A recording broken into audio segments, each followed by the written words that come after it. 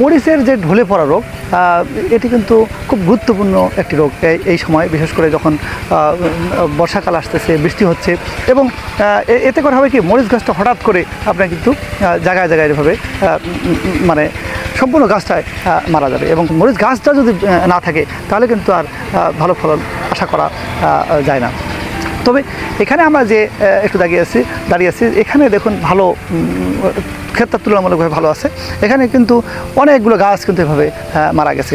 এখানে যে কাজটি হয়েছে, এখানে হয়তো এমনি তো ঢলে পড়া রোগটা ছিল, সেই সাথে এখানে কিন্তু যে পানিটা আটকিয়েছিল বা পানিটা ড্রেনেজ সিস্টেমটা ভালো না থাকার কারণে এখানে কিন্তু অনেকগুলো গাছ কিন্তু মারা যায়।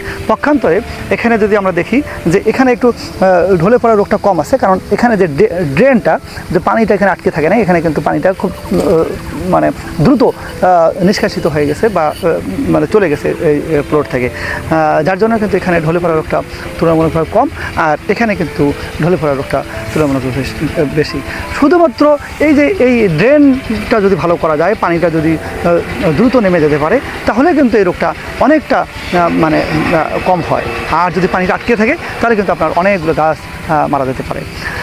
এই বর্ষাকালেও আমরা যদি ঢলে পড়া রোগটাকে কিছুটা নিয়ন্ত্রণে রাখতে পারি, তাহলে কিন্তু বর্ষাকালে যে মরিচের যে দামটা বেড়ে যায়, এটি কিন্তু কিছুটা হলেও আমাদের মানে কম হতে পারে বা কমানো সম্ভব হতে পারে। ধন্যবাদ।